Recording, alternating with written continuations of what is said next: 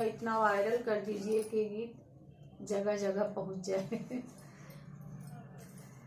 बाबा के दुअरवा कदम एक पेड़वा, कदम एक पेड़वा, अरे पेड़वा के लंबे लंबे पात रे। बाबा के दुअरवा कदम एक पेड़वा, कदम एक पेड़वा, अरे पेड़वा के लंबे लंबे पात रे। वही होई के निकरे हैं दुल्हे कावन रामा, दुल्हे कावन रामा, बांधे के सर रंग पाग रे। सही पतर होली करे हैं दुल्हे कावन रामा, दुल्हे कावन रामा, बांधे के सर रंग पाग रे।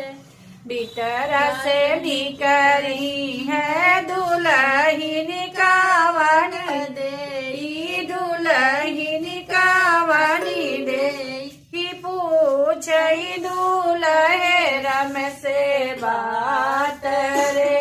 बिटरा से निकरी है दुल्हिन कावन देई, दुल्हिन कावनी देई, पूछई दुल्हे रम से बात रे। कौने रंग प्रभु जी हो तो हरी पगड़िया, यारे तो हरी पगड़िया, यारे कौने रंग तो हरई दांत रे।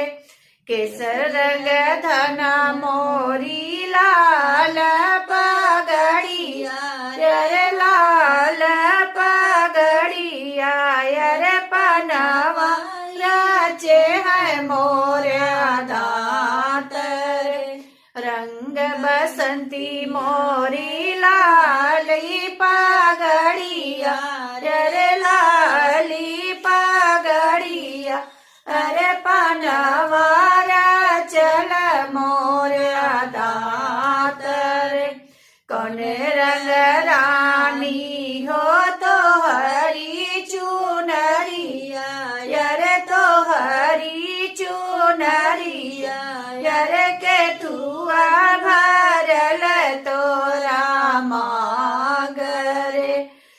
पियर रंग प्रभु जी हो हमारी चुनरिया, यरे हमारी चुनरिया, यरे से दूरा भरल मोरा मांग हो।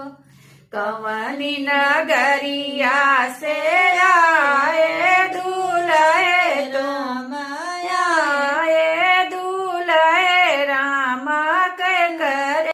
कवनी नगरिया से आए हो दुल्हे राम, आए हो दुल्हे राम के करे दुआरे तुम जाऊ रे। के करे दुआरे पीहा दुआरे के चरवा, यरे दुआरे के चरवा, यरे के काबिया हिलाई जाऊ रे।